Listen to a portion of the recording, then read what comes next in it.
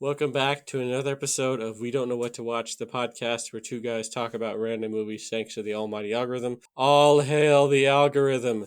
And with me, as always, is the incredible, the amazing, the wonderful, the Mr. Burns to my Smithers, Kyle Mulford. And I'm Noah Saturn. How you doing, Kyle? Excellent. I was hoping you'd say that. I'm doing good, Exactly.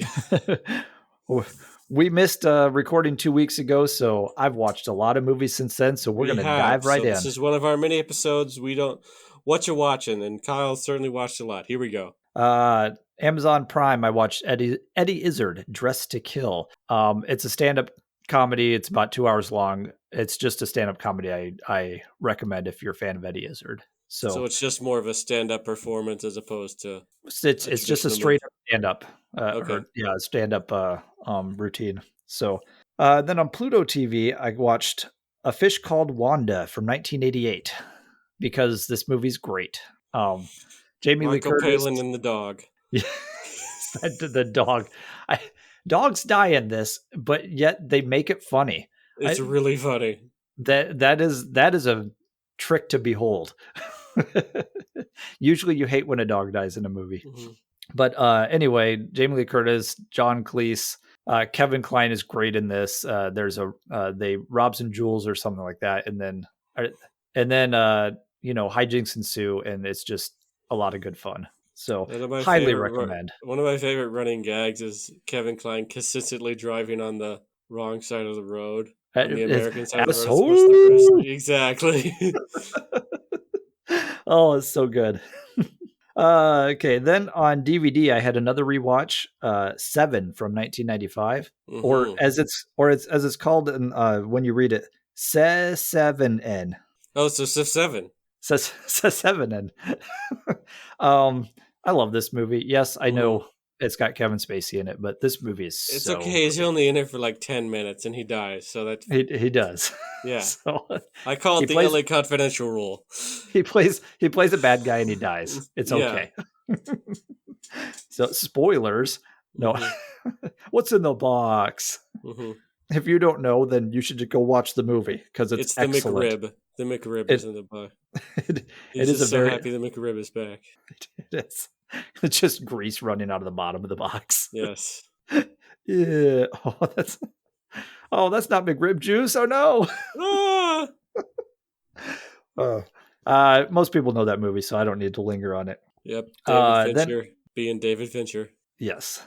Amazon Prime, I watched the 2021 film Annette. This movie I've talked about this one.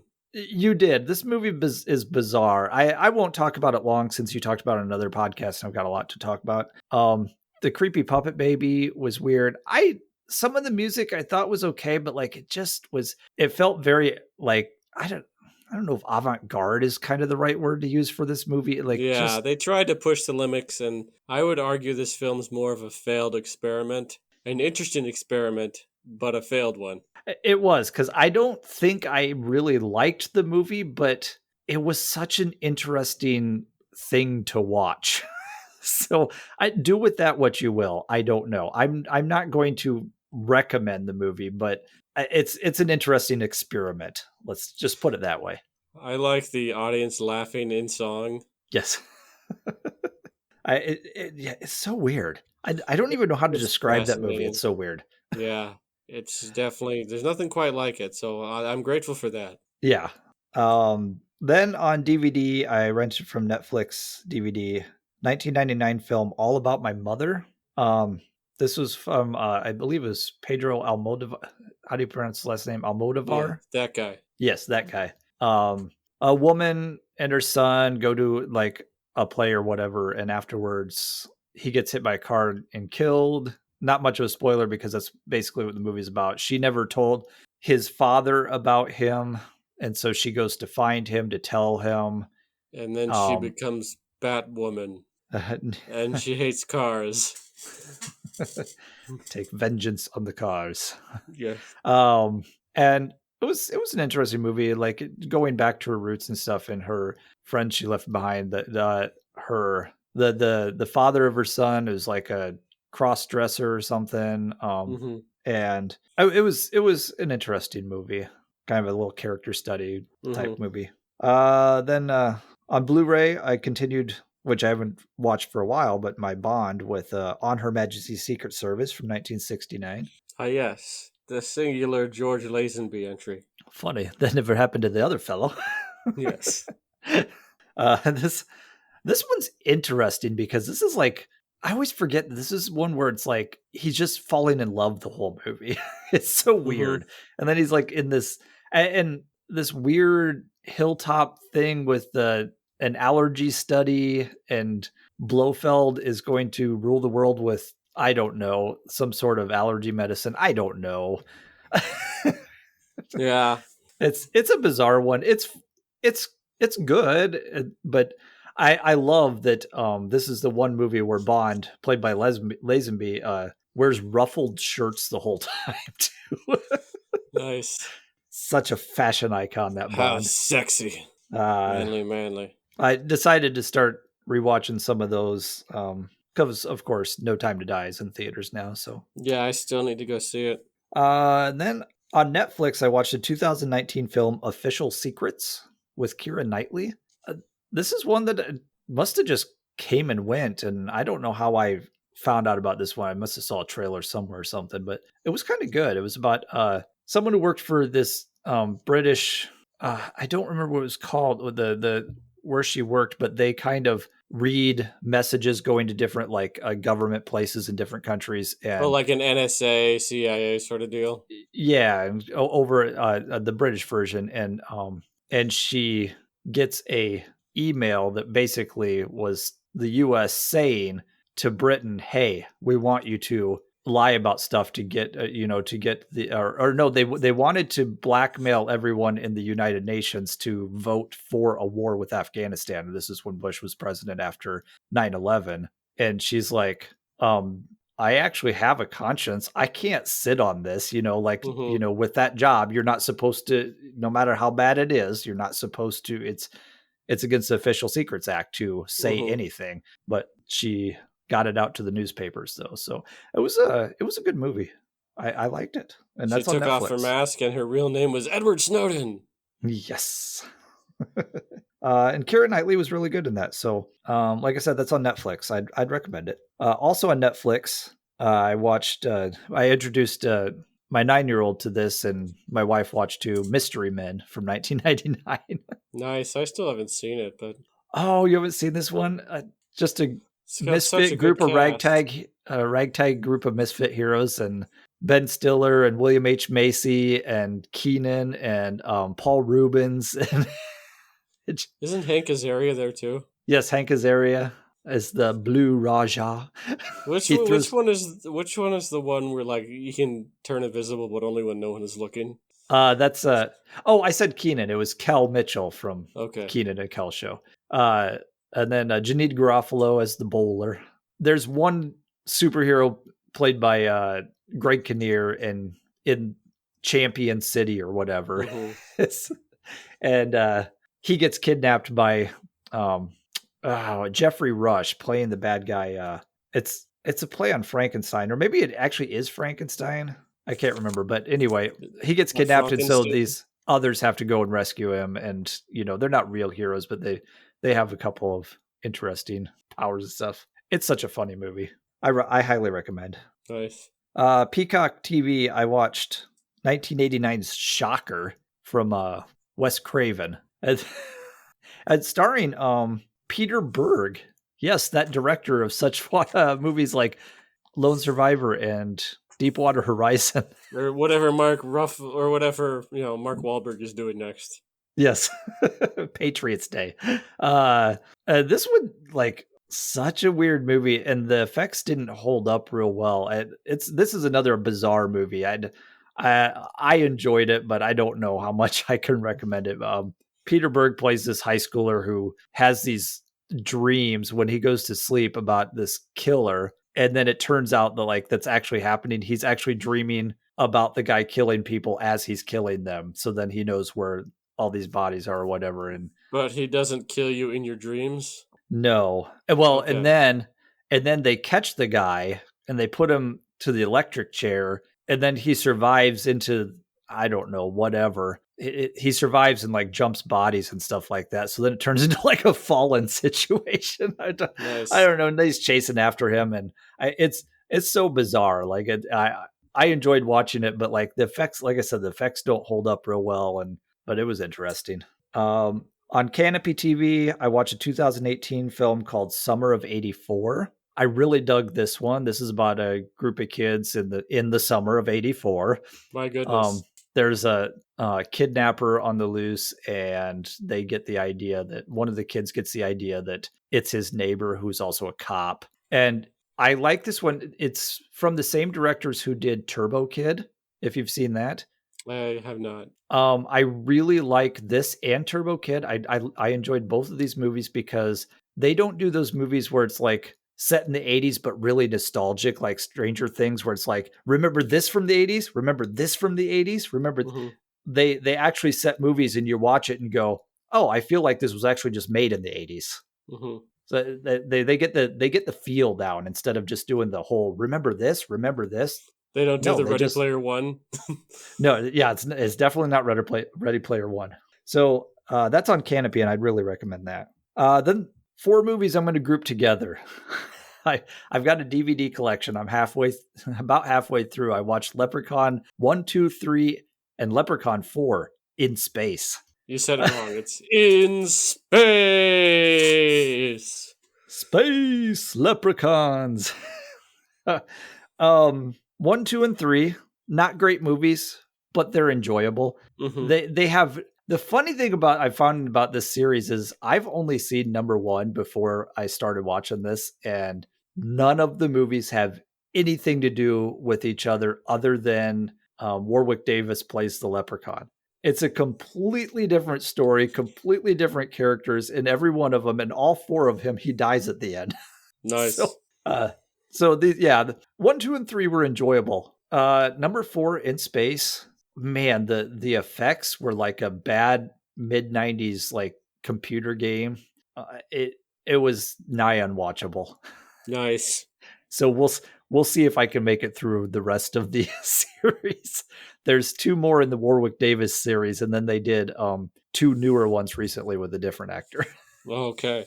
Then on Blu-ray, I watched Dracula from 1931 with my daughter, and the thing I found about this one is I love all those Universal horror movies, and it's been a little while since I've watched Dracula. I realize it's probably one of the most boring of the movies. It's cool, and there's a lot that it did that's iconic, but this is how fast the dialogue goes in this movie. Like, if you got rid of all the pauses in this movie, it would literally be 30 minutes long. Yeah, I mean, that's fair. But it is iconic for a reason. Bela Lugosi is, I mean, he was only in 2 movies as Dracula, and he became the Dracula icon. So there is a reason for it. And I still highly recommend watching this movie. Just don't do it when you're really tired, because I love most of the Universal monster movies, but the original Dracula can get a little slow. Bonus round, have you seen Spanish Dracula? I have not, but it is on my Blu-ray, so I need to watch that sometime. You should watch that because they even use the same sets. Yeah, because they and it's supposed to be like creepier because they filmed it at night, and while the original Dracula is filming at day. So they could actually watch some of the footage from the English language Dracula and go, how can we improve on this? Yeah, exactly. So I'm gonna have to check that out. Then on HBO Max, I watched Exorcist II: The Heretic from 1977. This is a weird movie too. I watched James a lot Earl of Jones. Yes, James Earl Jones in a weird what was it, a locust mask or something like that? And the demon is still in Regan or Regan or however you pronounce her name, and what's her face came back for this one, and Linda Blair, and it was several years later. So she's like working at this place with kids. I don't know if they're kids with disabilities or something. I don't even know what this place was. Like, this movie was so bonkers. And not necessarily in a good way. It really wasn't a great movie. Yeah, but it's got a great trailer. I haven't seen the trailer. I'm gonna have to go watch it. Yeah. It's got to be better than the movie. Then I went on to a movie I do enjoy on Tubi TV from 1998. I watched Deep Rising. And I may have talked about this one other time before. I don't know. But directed by Steven Sommers with Treat Williams and a few others. I think Wes Studi was in this, who was also in Mystery Men. So 2 Wes Studi movies. It's all connected. There's a bunch of boat hijackers. They go out and they're going to rob this cruise ship that's all rich people on there because it's a very expensive ship and there's like gambling and all that stuff on there. And one of the cruise people is in on it, so they've got an inside man. Well, then monsters attack sea monsters attack the boat, and so they have to survive the sea monsters. It's got Treat Williams and Famke Janssen and and Wes Studi and a few other names. I think Jimon Hunsu was in this too. Nice. I like to imagine that Treat Williams is playing the same character that he played in The Phantom. Yes, because I love that bad guy so much. I just love Treat Williams. I like. He's not. It's not like he's a phenomenal actor. I don't know why I enjoy watching Treat Williams so much. It just seems like he's having so much fun. It does, and this is like I said, this is a Steven Sommers film, and he has fun with this. This is 1998, so it was a year before he did The Mummy, which is also a fun Steven Sommers film. So anyway, then I rented a DVD from 2020 called Hunter Hunter, and this one was with Devon Sawa. He lives in the woods with his wife and his daughter, and there's a wolf that's like acting abnormally and killing stuff, and he goes out to hunt it, and then this movie turns into something else, and it doesn't make any sense what it turns into, and I don't like. It was a very tense movie, but it didn't make any sense to me. I like it just all of a sudden turned into a completely different movie at the end with like no transition, and I didn't understand what was happening. So I don't recommend this one. And just to be sure, this is no relation to the long-running anime and manga series Hunter x Hunter. No, it is not. Then on DVD, I watched a movie with my daughter one Saturday morning. We watched The Lorax from 2012. That's scary. Everybody needs a Thneed. It's a cute movie. It's fine. It's a kid's movie, and it's Dr. Seuss, and they did okay with it. Whatever you do, don't look up the Onceler on Tumblr. You'll go down a weird rabbit hole. No, okay. I just remember that this movie was. I remember when this movie came out. The movie is all about the environment, and then it was like this. There's weird sponsorship with like. I think it was like Humvees or something like that. Like some car. It was one of those gas guzzling vehicles. It was like a sponsor, like tied in with the advertising of this movie. I'm like, what are you doing? Nice. Then we watched. The whole family watched even better kids movie from 2012 on Netflix called Paranorman. Nice. That's so good. I love anything Leica does, so I Leica the Leica. Yes. Paranorman is a kid who lives in a town that like has this witch's curse on it, and he can talk to the dead, so he has to figure out a way to stop the witch's curse. And it's a really like the ending is very touching when you find out what's really going on and him trying to help and everything. So, and it's stop motion because it's Leica, and it's a wonderful stop motion, and just Leica does just top notch films. So yeah, I don't know what demon they made a bargain with, but it's working. Exactly. And I hope they keep making. I mean, I hope that bargain goes on because it's amazing. Then on Amazon Prime, I introduced my. We're recording this in October. I know it'll probably be posted in November. Who knows, December? I don't know. But there's a lot of horror-themed movies on here because I'm watching a horror movie every day because it's October. I introduced my 9-year-old daughter to The Monster Squad from 1987. Wolfman's got nards. She found out that Wolfman's got nards. And this movie is fantastic. And having just recently watched with her Dracula a couple days prior, I realized how much they take, because there is one scene where Frankenstein goes up to the girl next to the lake, and it's just, shot perfect, like like the old Frankenstein movie where he goes and throws the girl in the lake. Something different happens, but it's still that same shot. And then at the beginning of the movie, when they're going through like all the coffins and stuff, you see an armadillo in there, and then one of the vampire ladies is eating a possum. And if you're watching that, you're going, why is there armadillos and possums? Well, in the 1931 Dracula, when they're panning through the crypt and like across all the coffins and stuff, there is an armadillo and a possum walking around. Nice. So I was like, that is really crazy attention to detail to the original Universal monsters. So even though they couldn't actually use the actual looks of the monsters because Universal owns the rights to those. So they had to like alter the look just a little bit of all of the different monsters. So, but it's such a good movie. It's 80s adventure movie. So a group of kids have to stop the monsters who are trying to take over the world. So, you know, it's always a group of kids in the 80s that have to stop these things. High recommend. Then I borrowed a Blu-ray from the library from 2018, A Quiet Place. This was a rewatch for me. This is a really great movie. John Krasinski. I missed that one. A couple of guys who went to the University of Iowa and went to school in Moline wrote the film.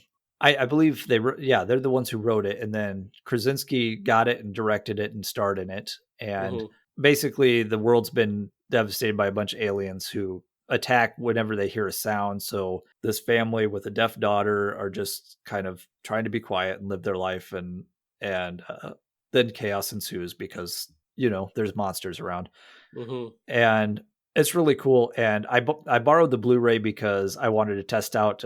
This is actually one of my favorite Atmos tracks now, because there was points where you'd hear stuff, you know, like hear stuff just kind of in the atmosphere around you. And then when the alien is behind you, like the camera's facing forward and you hear it coming through the cornfield behind you, running at your head.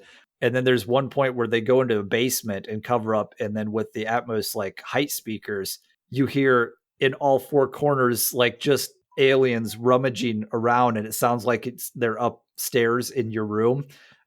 Nice. Dishes clattering and furniture clattering like all over, like above you.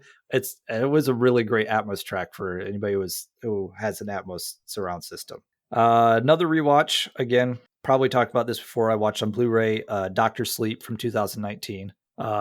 So good. Just kind of continues on as with little Danny from Shining as an adult. Led by Ewan McGregor, and a great performance, by the way. It really was a great performance. This is such a cool movie. And there's someone played by Rebecca Ferguson plays this lady who's got a group of people who kind of suck the shining out of people so that they can live a lot longer. And then Ewan McGregor's trying to not use it anymore, but then he has to come back to stop her. And because he found someone who's a young woman who has the shining even greater than he does. Yeah, and she's like a teenager, and it's a really cool movie. I really dig this movie. And remember, no TV and no beer make Homer go crazy. Make Homer go crazy. Make Homer mind if I do. Make Homer something go crazy. Exactly.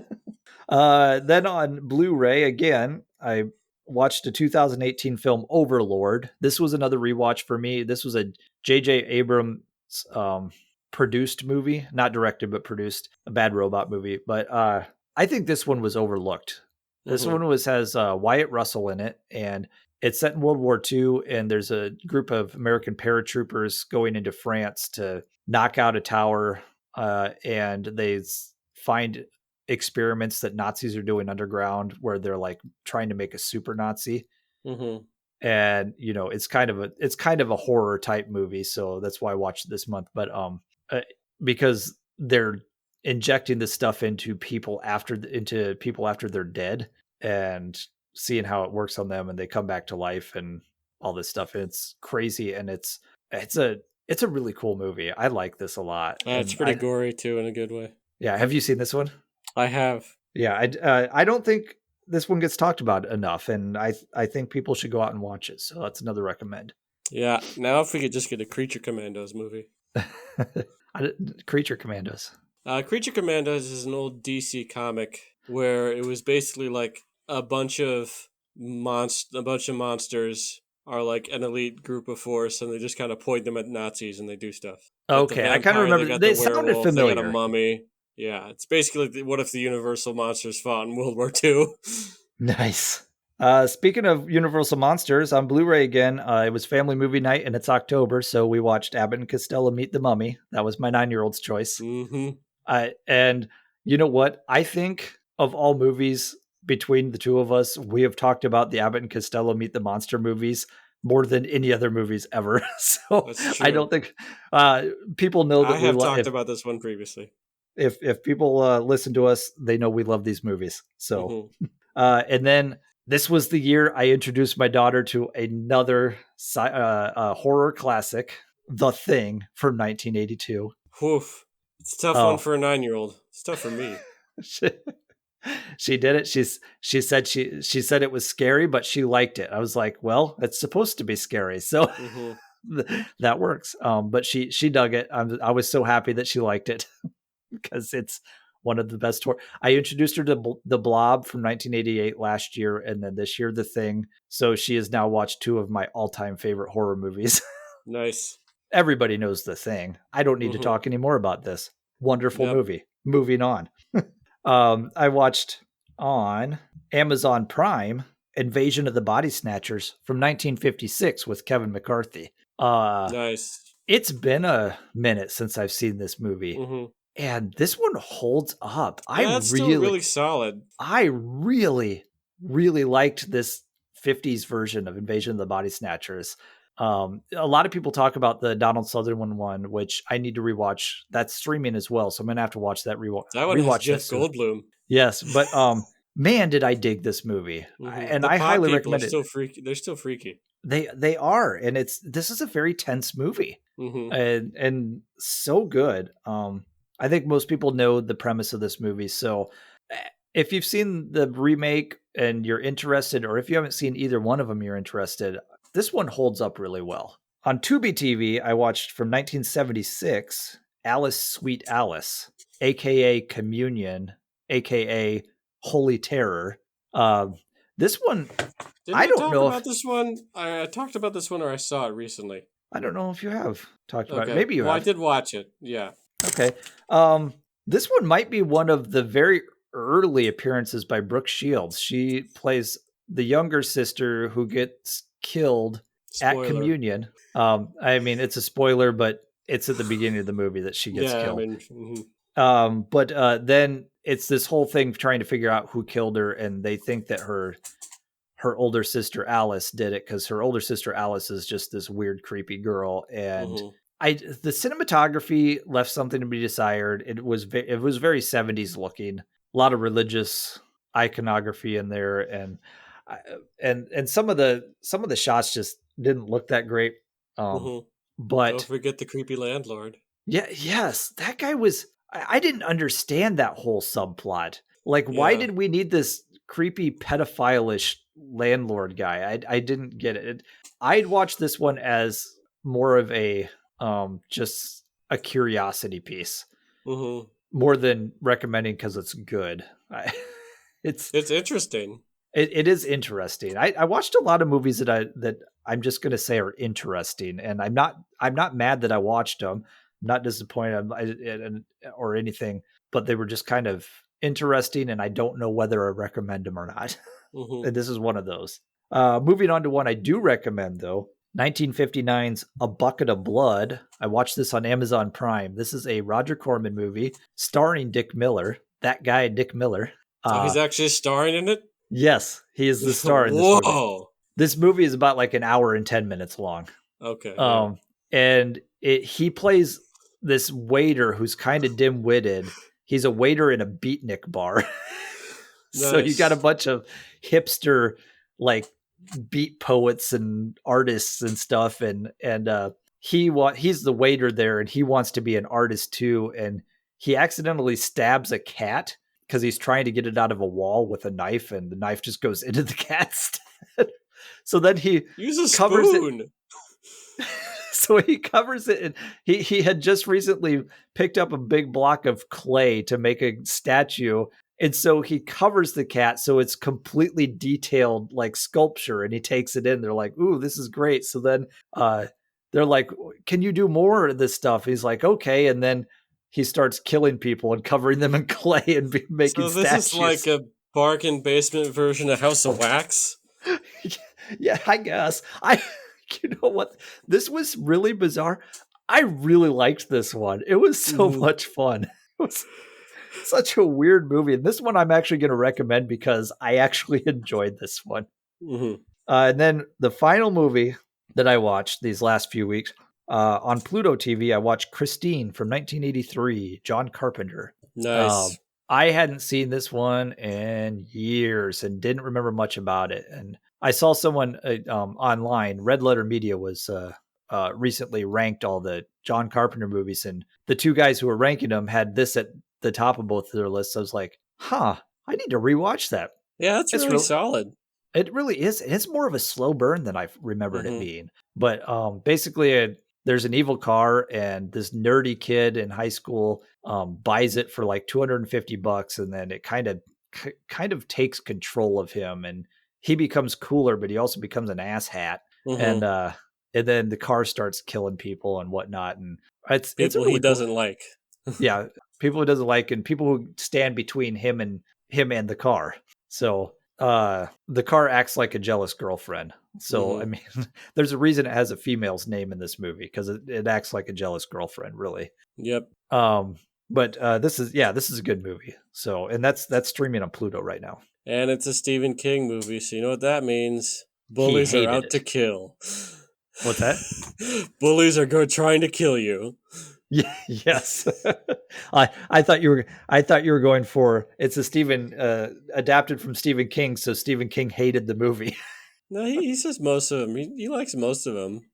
Well, this is one of those 80s movies, and in the late 80s he was notorious for saying, if you're going to do something, you got to do something right. You got to do it yourself. And then he directed Maximum Overdrive. To be fair, he was on a lot of cocaine. Yes, he was. I still love the fact that there's a couple of books he doesn't even remember writing. Yes. So that's what I've been watching. I took up a lot of time there. Let's see what you've been watching.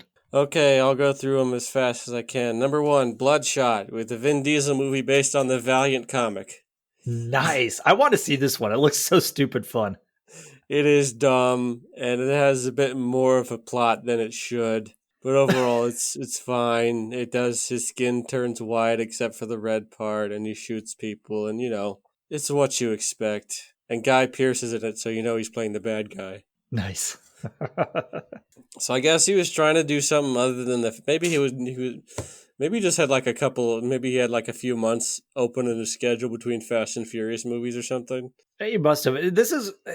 Vin Diesel is like a self-proclaimed nerd, so that he actually probably read these comics when they came out. Yeah, he probably has. He probably still has them. Yeah, so I'm sure this was probably a passion. Yeah, I've never read any of the Valiant books. I've read a few of them.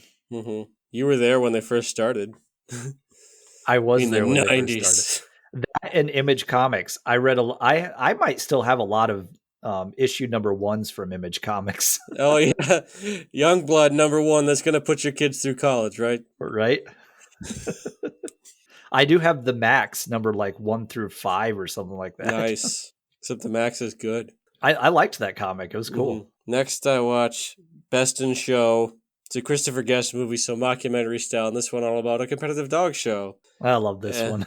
Oh, this one's great. Just the weirdness. It's got Eugene Levy, and and I forget who he's paired with, but the woman he's paired with a lot in Schitt's Creek as well. So, Catherine O'Hara. They're paired together, and then just Jennifer Coolidge and Jane Lynch, Christopher Guest himself, and just like the dogs, and that one couple who's just like really angry about the dogs the whole time. And is it John Michael Higgins, the announcer, right? It's John Michael Higgins is in it. He's one of him and like Michael McKean are paired together as another. Oh, that's couple. Right. And it's the late great Fred Willard who is the announcer. Okay, that's I know there. I don't know what it is about those two. I always get those two confused. Mm-hmm. For some reason. But I just wish I would listen to that character announce and just do commentary on anything and everything. Yeah, Fred Willard doing the commentary in this movie is the best part of the movie. Every time he is on screen, every time he is talking, it is pure gold. Yes. And all of his stuff was filmed separately, so he didn't even know how it. That's amazing. Mm-hmm. I loved that they took the whole, you know, how most people look like their dogs. They really went full on with that in this movie too, with Christopher Guest and his bloodhound, and like just and the looks of the, you know, the way they made the people, the dogs look, and Eugene Levy personalities. Literally has 2 left feet. 2 left feet, yes. Next, I dug into the Disney vault with Emil and the Detectives. This was one of those mid-60s live-action ones. What was that called? Emil and the Detectives. Okay.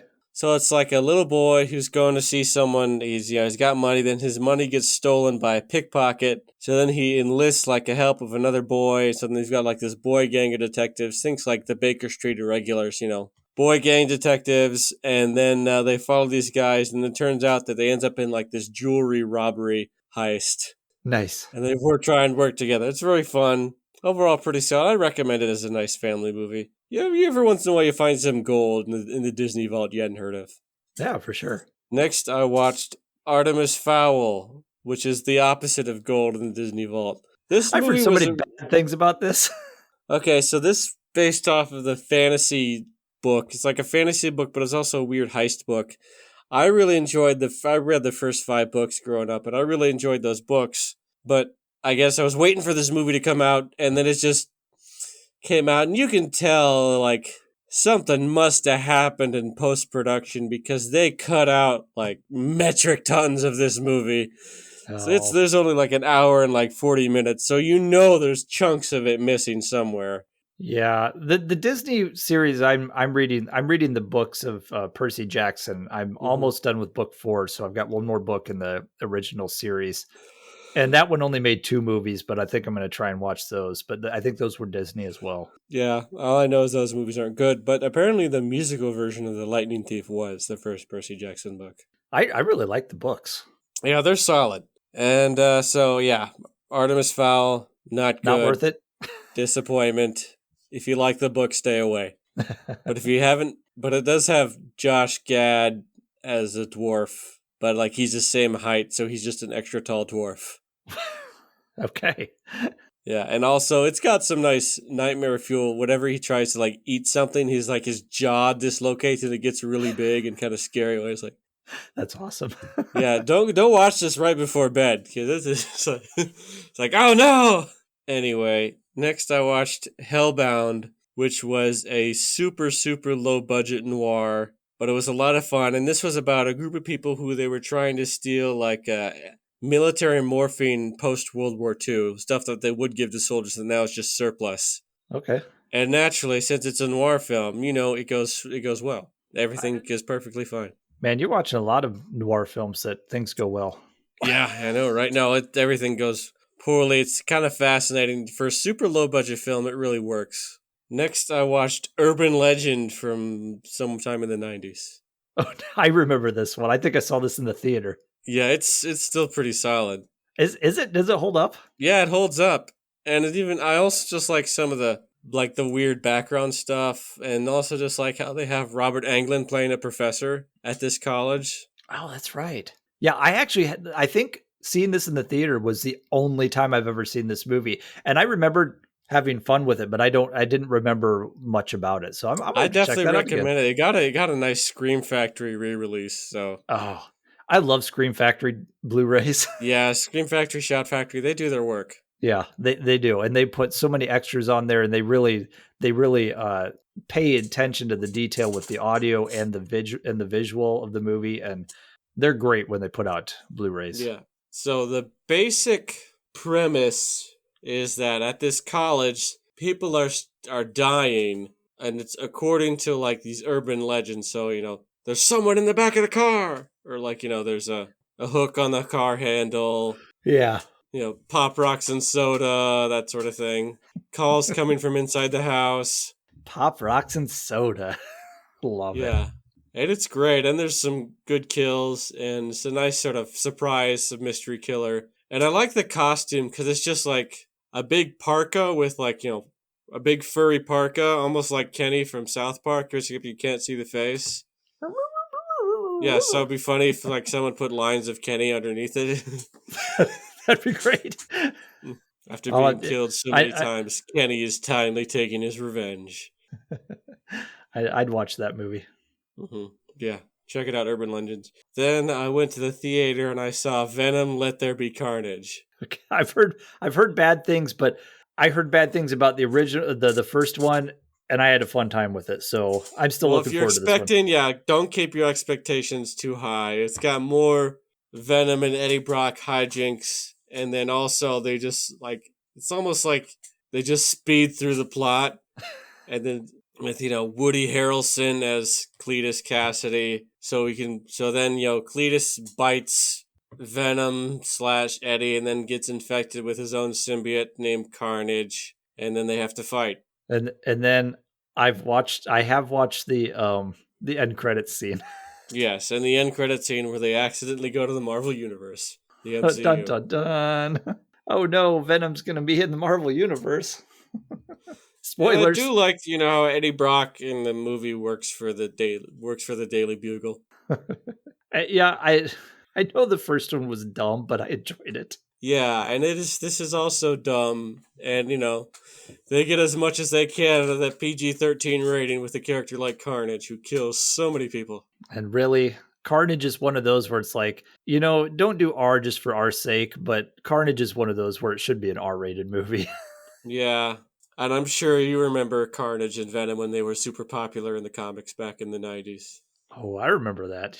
Heck yeah. Maximum Carnage, did you read that event? I probably did. I don't remember all the stories I read, but yeah, I was a DC guy, but I remember when Venom and Carnage were big in the 90s. I just remember the was it Super Nintendo or Sega Genesis game? They had Spider-Man Maximum Carnage, and it was different because they had it was a red cartridge. I do remember that. I was like, Maximum Carnage sounded familiar, but not as a storyline. It was because I remember the video game for that. Mm-hmm. Next, I went back to the Disney Vault with Halloweentown. Oh, nice. We watched that with the girls last year around Halloween. This is the first time I've watched it since I probably watched it on TV back when it was first airing. So yeah, definitely some of the effects have aged, but overall I think the story's fine. And if you watched it as a kid, it's still pretty good. And I think it's definitely meant for families, but like if you're watching it for the first time as an adult, I don't think it's worth your time. I would say that too, but if you have young kids, this is definitely one to pull out at Halloween time. And how did they get Debbie Reynolds? But she's great in this. Yes, she is. Next, I watched Mystery at the Wax Museum, way back from like early 1930s, back when they used the two-color process Technicolor, so predating the real good Technicolor stuff. But it was an early version of a color horror film, and same basic story as later remade as House of Wax, and then again as House of Wax. Good wax sculptor, stuff gets burnt down. Then he later reopens his place, and oh no, someone is killing people, and it kind of looks like they're putting them in wax. Must be Dick Miller. Yes, it was probably Dick Miller. Except this is the 1950s is more famous because that one's in 3D. Ooh. And plus, that one has Vincent Price, which always helps. Of course. Then I watched Hush by Mike Flanagan on Netflix. I think this was 2016? Yeah, that sounds about right. Yeah. This was a cool movie. Yeah, and that Mike Flanagan guy, I like his stuff. I also watched his most recent miniseries that he did on Netflix, Midnight Mass. That's on my watch list. Yeah, that one's a nice 7-episode miniseries, and I like that one a lot. But yeah, this one is such an ingenious premise. Home invasion movie. But what happens if the person living there is deaf, and how can she fight back against this crazy guy? Yep. And even some of the same cast members that he works with later in Midnight Mass. So that's kind of fun. Nice. Yeah, this was a really cool movie. It was really well done. Mm-hmm. That Mike Flanagan guy knows his horror. He's got a career ahead of him. Yeah. I want to see him take on, if you were going to do a remake of if they ever bring back, I'd love to see him take a shot at stuff like Friday the 13th or Nightmare on Elm Street. if they ever bring those franchises back, because he do an interesting job with them. Well, am I mistaken, or did I just mention Mike Flanagan? He's the one who did Doctor Sleep, right? He also did Doctor Sleep, yes. Yeah, and I mean, and that's an excellent movie. So, And then he also did Ouija Origin of Evil, which is a prequel to the first Ouija movie, but it's better. it is the better Ouija movie. So yeah, no, he does put something good in. I will watch about anything he does. Mm-hmm. Next, I watched Dr. X. Not to be confused with like The Revenge of Dr. X, or this is the one, because one of them has like, or is it Return of, one of the Dr. X movies has Humphrey Bogart. This one does not have Humphrey Bogart in it. Okay. This was another very early Universal version of trying out color and also using the same technology they used with Mystery at the Wax Museum. Interesting for that. Otherwise, it's fine. Typical horror, early 30s stuff. Nice. Next, I watched Halloween from 2018. Hadn't seen it since it came out in theaters. It's still good. I still like it. Still has probably the best ending of the series. Yeah, burning down the house. Yeah. Burning down the house. Yes. Does not have any Talking Heads music in it. Michael Myers in the room. Well, I mean, they already have Psycho Killer, so, what's the more obvious one? Psycho Killer. Oh, I forgot. Bloodshot has Talking Heads music in it, so that always gets a bonus point. Come on, it's based on an obscure 90s comics, and it has Talking Heads. Yeah, they use Psycho Killer in it. How am I not going to watch that movie? Yeah, you have to watch it now. Yeah, I like Halloween. I'm seeing a lot of bad reviews for Halloween Kills, so I don't know, but I'm still going to watch it because I did enjoy the 2018 Halloween. Yeah, and it stands alone pretty well overall. Yeah. Next, I watched Little Shop of Horror from 1960. So the OG Roger Corman, Dick Miller's in it. Roger Corman, Dick Miller. Yep, getting the We're band both on the together. same wavelength here. Yep. And it was fun because I've seen a high school production of the musical, and I had never seen really the original movie where it came from. And a lot of it is there, the idea of, killing people for the plant. I mean, the musical is so darn catchy. I love the musical. And a lot more interesting, and a great puppet. But this original is a lot of fun too. Yeah, just because there is just overall just a dark humor about the whole thing. There really is. It's a Roger Corman's at his best when he's doing horror flicks. Mm-hmm. And Jack Nicholson as like the guy who really likes going to the dentist because it's so painful. Yes, it was Bill Murray, right? Bill Murray in the musical. Yes. Yeah.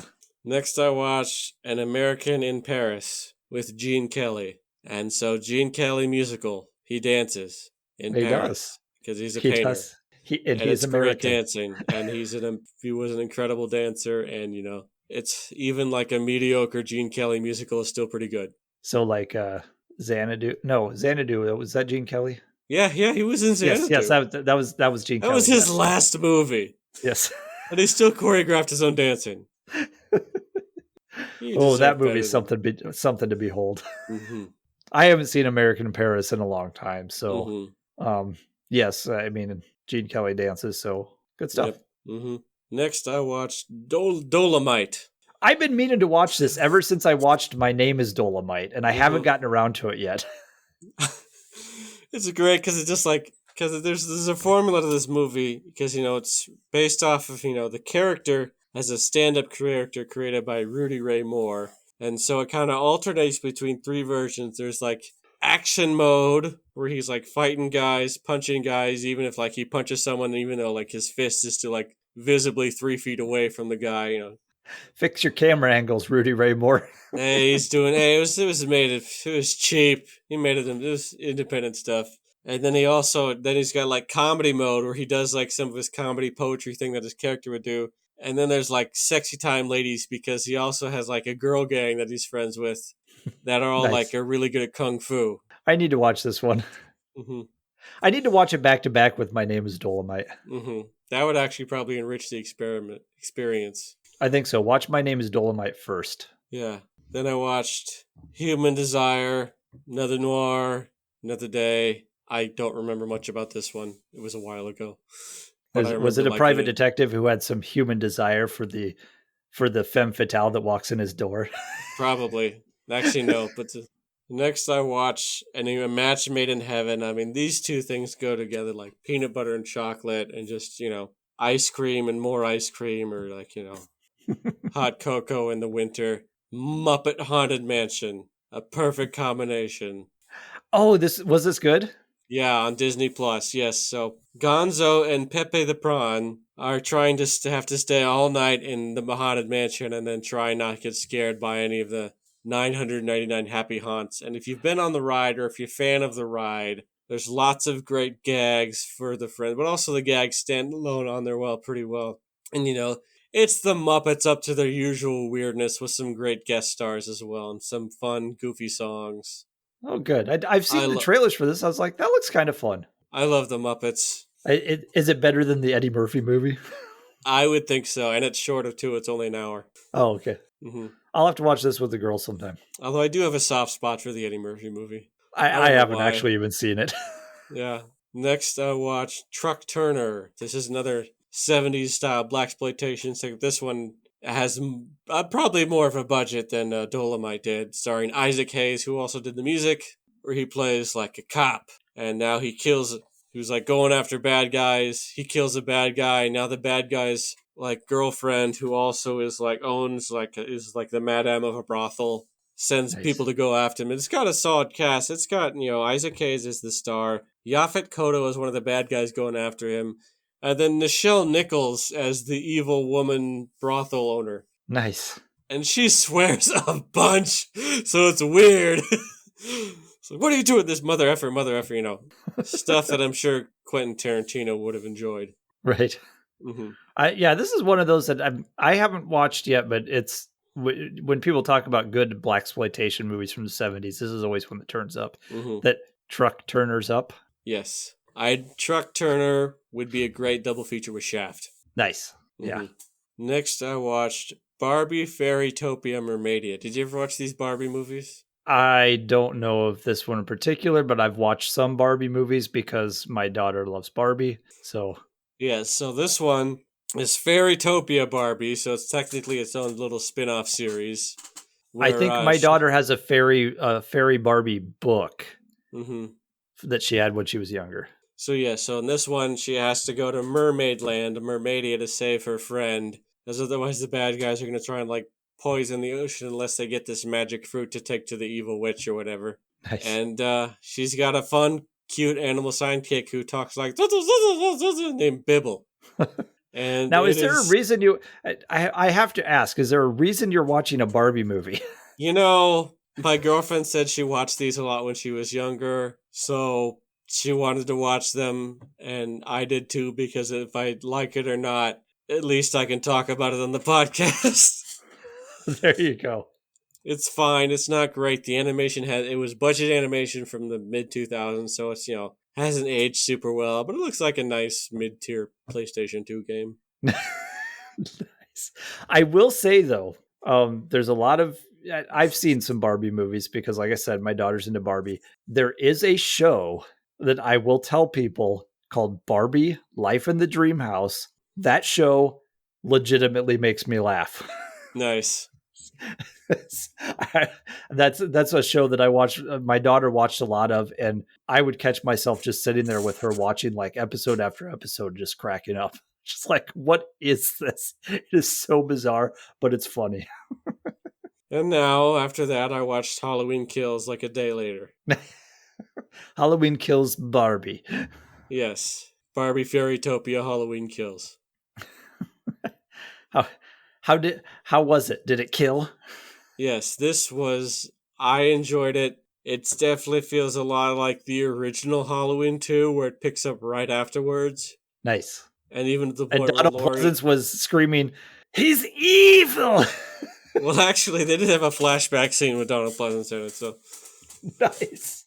Yeah, so it's kind of divided into two halves. There's there's the main team, there's Tommy Doyle and some of the original survivors forming an angry mob to go after Michael, and then there's what's going on with Lori and Karen and Allison after they survived it initially. And it kills a lot because there's a lot of definitely they upped the gore on this one, more gruesome, solid stuff. So it'll be interesting to see, like, you think, how it is in these movies. You think it ends, then naturally he gets back up again. That jerk. It doesn't end till Halloween ends, right? Yeah. To the next one. Yeah, Anthony Michael Hall plays Tommy Doyle, and he gives a really good performance in that one. And they try to do something interesting. Where, like, what if they go after the wrong person as an angry mob, which is also kind of interesting. But yeah, so I don't know what they'll do with the next Halloween Ends if it takes place a year later, if it's just like the morning afterwards. Call that when Halloween Ends because it's November 1st. No, maybe. Yeah, and then after that, I watched. I went back to Barbie. My girlfriend wanted to watch this other Barbie movie she really liked, Barbie 12 Dancing Princesses. And this is Barbie and her 11 sisters, and they dance, and there's magic involved, and then like an evil stepmother who they don't like, who's trying to like kill their dad, the king. Interesting. Yep. And Barbie is never called Barbie in any of these. She always has a different name. It's almost like she is the star. Is that kind of like the Abbott Costello movies we always watch? Is when we watch the one with the mummy, we noticed this time in the end credits, they have different names, but in the movie, they kept calling each other Abbott and Costello. Yeah, they just stopped caring at that point. We're like, what is this at the end credits? You never called each other those names. Yeah. And then lastly, I watched Stage Fright, which is an Alfred Hitchcock movie I hadn't seen. So, that means you got to watch it. Well, yeah.